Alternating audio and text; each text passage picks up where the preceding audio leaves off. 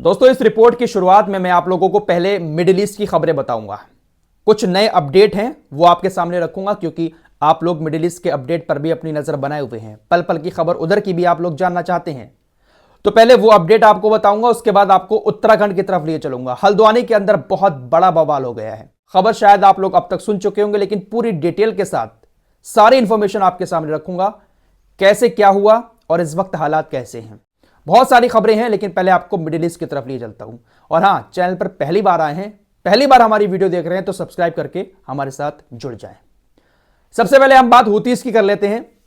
Houthis जो है ना, जिस तरह का ये कारनामा कर रहे हैं, उसी तरह के ये बयान भी देते हैं। इनके बयानों को सुनने के बाद बहुत मजा आता है, हंसी आती है।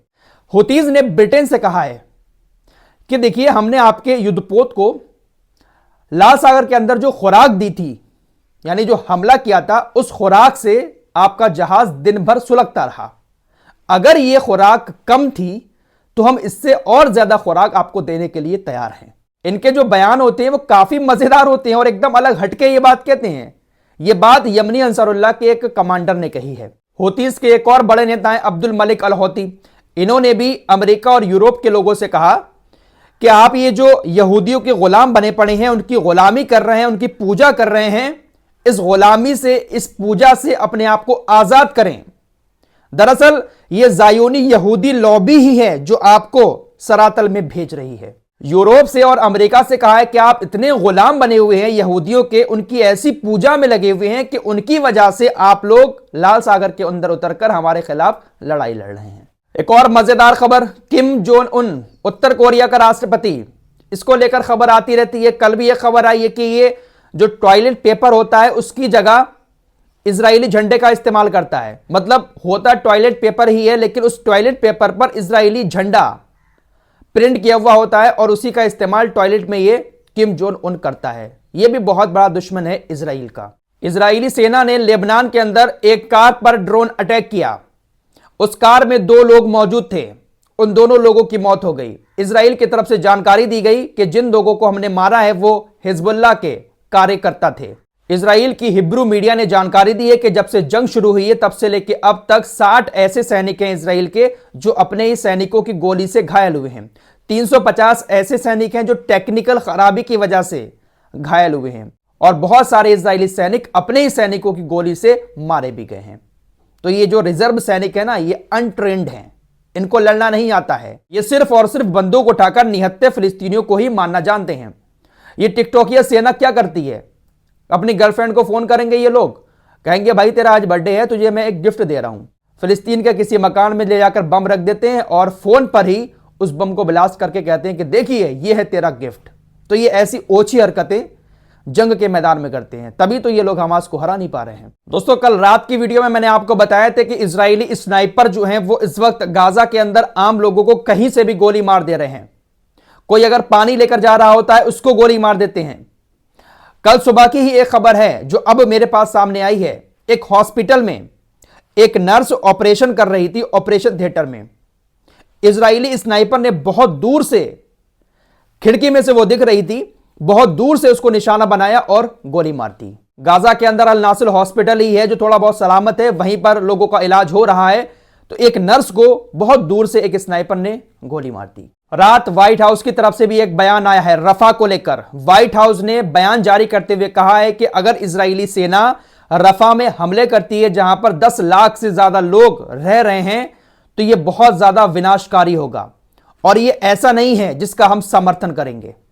यानी व्हाइट हाउस यह कह रहा है, अमेरिका यह कह रहा है कि अगर रफा के अंदर इजराइल हमले करता है तो इन हमलों का समर्थन हम नहीं करेंगे। अब देखते हैं भाई अमेरिका समर्थन करता है या नहीं करता है, क्योंकि नेतन्याहू तो पूरी तरह से तैयार बैठा है रफा पर हमले करने के लिए। अयातुल्लाह खामेनेई, ईरान के सुप्रीम लीडर, इनका इंस्टाग्राम अकाउंट सस्पेंड कर दिया मेटा ने।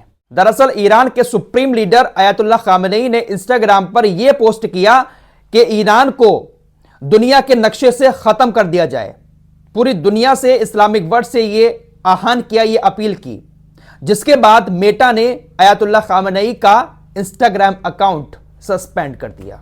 अयातुल्लाह खामेनेई ने सिर्फ इतना कह दिया कि इजराइल को नक्शे से हटा दिया जाए, तो ये इंस्टाग्राम की पॉलिसी के खिलाफ हो गया और सस्पेंड कर दिया अकाउंट को। वहीं इसराइल का प्रधानमंत्री हुआ, इसराइल का बेन गिवर हुआ, किस तरह की खतरनाक पोस्ट कर रहे हैं, किसी का अकाउंट आज तक सस्पेंड नहीं किया गया। आइए अब एशिया की तरफ वापस आ जाते हैं। हल्द्वानी की खबर बताने से पहले एक छोटा सा अपडेट आपको पाकिस्तान इलेक्शन का भी दे देना चाहता हूं। इमरान खान की पार्टी पीटीआई चुनाव में आगे चल रही है। बैलेट पेपर से पाकिस्तान के अंदर चुनाव होते हैं, तो चुनाव होने के फौरन बाद कल शाम 5:30 बजे चुनाव बंद हुआ और तभी से वोटों की गिनती लगातार जारी है और आज शाम तक सारे नतीजे सामने आ जाएंगे। इमरान खान काफी आगे चल रहे हैं बहुत सारी सीटों से और हो सकता है कि इमरान खान एक बार फिर से पाकिस्तान के प्रधानमंत्री बन जाएं। वैसे तो इमरान खान अभी जेल में है, लेकिन पार्टी उनकी बहुत आगे चल रही है। धांधली का आरोप लगाया जा रहा है इमरान खान की पार्टी की तरफ से, और धांधली भी कोई ऐसी वैसी नहीं है भाई साहब, पाकिस्तान के अंदर तो अजीब ही तरह का मामला है।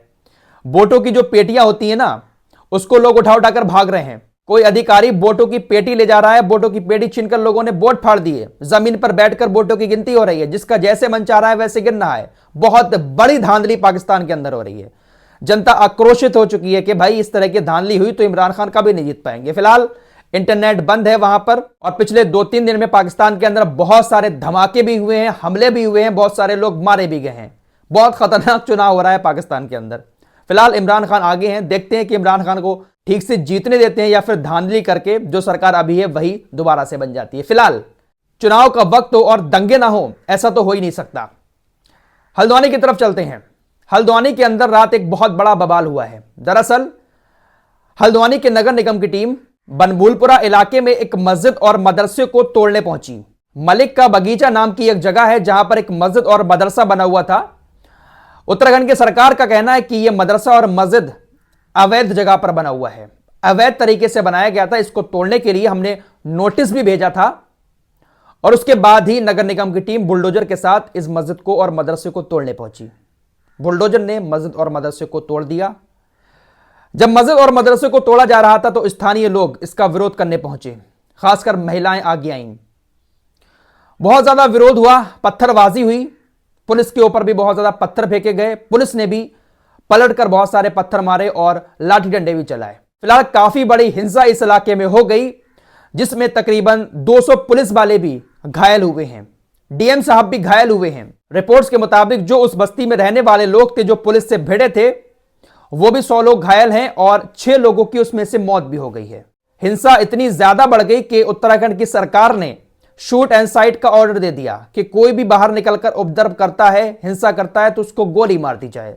इंटरनेट को बंद कर दिया गया, पूरे हल्द्वानी के स्कूलों को बंद कर दिया गया है, कर्फ्यू लगा दिया गया है। फिलहाल अब खबरें आ रही हैं कि थोड़ी शांति हुई है, लेकिन रात भर हल्द्वानी सुलगता रहा है। हालात बस से बदतर हो चुके हैं। ये जो कुछ भी हो रहा है ये बिल्कुल भी ठीक नहीं हो रहा है। मिलते हैं एक और नई रिपोर्ट के साथ, तब तक के लिए अपना ख्याल रखिए। अल्लाह हाफिज।